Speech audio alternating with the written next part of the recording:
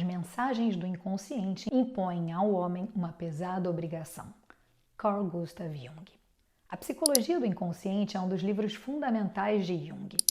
Ele foi publicado pela primeira vez em 1916, em meio a um período de grandes transições para o autor, tanto em sua vida pessoal quanto em seu trabalho teórico. 3 anos antes de sua publicação, em 1913, Jung rompeu definitivamente com Freud depois de anos de colaboração e amizade. Isso aconteceu a partir do lançamento de outro livro seu, Transformações e Símbolos da Libido, obra considerada a primeira expressão original da doutrina junguiana.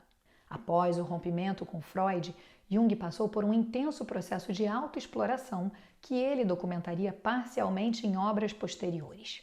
Esse período de crise interior deu origem a algumas de suas teorias mais influentes, as quais ele explora no livro A Psicologia do Inconsciente. Sua publicação em 1916 consolidou sua independência intelectual e seu distanciamento das teorias psicanalíticas freudianas, especialmente em relação ao conceito de inconsciente.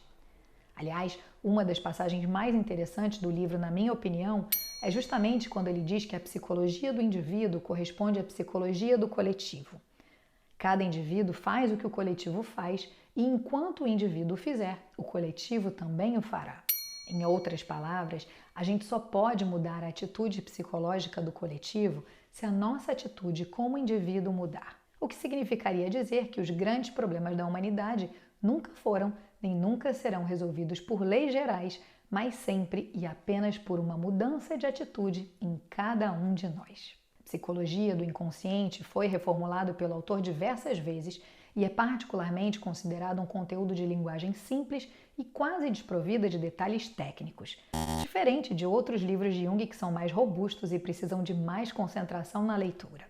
Junto com o livro O Eu e o Inconsciente, esse é o 7º livro das obras completas de Jung, que conta com 13 obras no total e que foi lançado no Brasil em uma caixa especial pela editora Vozes. Dito isso, bora explorar os temas que Jung amplia nesse livro. Nele, Jung esboça os primeiros indícios da teoria dos tipos psicológicos e as primeiras formulações de conceitos essenciais da psicologia analítica, como o inconsciente pessoal e coletivo, a análise de sonhos, o conceito de sombra e os arquétipos. Começando pelo símbolo. O símbolo parece ser para Jung o verdadeiro motor do devir psíquico do homem. Ele argumenta que os símbolos e os sonhos são pontes entre o inconsciente e o consciente, auxiliando no crescimento e na transformação psicológica. Tanto Jung quanto Freud concordavam que o estudo dos símbolos e a análise dos sonhos leva aos nossos segredos mais profundos e, portanto, representa uma ferramenta incomparável nas mãos do médico e dos educadores psiquiátricos. O sonho e a imaginação mais ou menos controlada pela consciência, o devaneio e a fantasia que tanto preenchem nossa vida cotidiana, revelam-se ao observador como um repositório de sinais, símbolos, satisfações fantasmagóricas, desejos reprimidos, design e representações sintéticas. O símbolo não é um indicador de uma realidade que o precede, mas o operador de um acontecimento que o segue. De acordo com a experiência de Jung, a maioria dos nossos sonhos é de natureza compensatória. Mas o que isso quer dizer na prática? Isso quer dizer que os nossos sonhos enfatizam sempre o lado oposto a fim de manter o equilíbrio psíquico. Só que além da compensação do estado de espírito, no sonho também ocorre uma correção da nossa forma de ver e interpretar o mundo. Por isso, Jung considerava os sonhos não apenas uma fonte de informação muito válida, mas também uma ferramenta extremamente eficaz para educação ou tratamento. Para ele, uma certa camada do inconsciente contém todas as reminiscências que foram perdidas para fim de memória consciente e todos os impulsos instintivos infantis que não conseguiram encontrar uma saída na nossa vida adulta. É justamente por conta dessas teorias que a psicologia analítica utiliza o sonho de seus pacientes, entre outros materiais, para entrar em contato com o inconsciente em um processo de terapia. Ainda assim, ao se analisar sonhos é necessário cautela. Em primeiro lugar, a gente não sabe o que é liberado quando começamos a analisar os sonhos. Talvez algo íntimo e invisível esteja em movimento. Muito provavelmente, o sonho traz a mensagem de algo que viria à tona mais tarde de qualquer maneira, ou ainda algo que talvez nunca tivesse surgido. Analisar sonhos é como cavar um poço artesiano e acabar esbarrando em um vulcão. No livro, Jung fala também sobre a individuação. Ele argumenta que a individuação é também e, sobretudo, um processo de diferenciação do coletivo. Essa diferenciação é a premissa necessária para a relação dialógica interna que enriquece a personalidade e a leva à sua autêntica realização. A individuação é um movimento que empurra a gente o tempo todo para nos diferenciar do coletivo, por mais difícil que isso possa parecer em alguns momentos. Dessa forma, a polaridade indivíduo-coletivo expressa a tarefa específica do homem e o esforço para assumir-se como entidade responsável, como indivíduo libertado da inautenticidade original da identificação. Psicologia do inconsciente traz também o famoso conceito de sombra adotado por Jung. Aliás, tem um conteúdo específico sobre isso aqui no canal. Eu vou deixar o link nos comentários para você. Para o autor, há algo de terrível em descobrir que a gente também tem um lado negro, uma parte sombria, que não consiste apenas em pequenas fraquezas e pequenos defeitos, mas é dotada de uma dinâmica muitas vezes até demoníaca.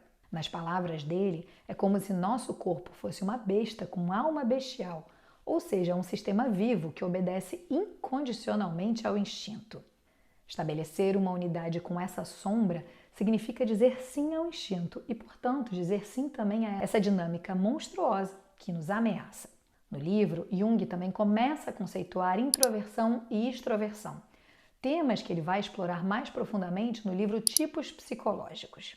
A introversão, quando é normal, é caracterizada por uma natureza hesitante, reflexiva, fechada em si mesma, que não se abre voluntariamente, evita objetos, está sempre um pouco na defensiva e se esconde de boa vontade ao abrigo de uma observação cautelosa.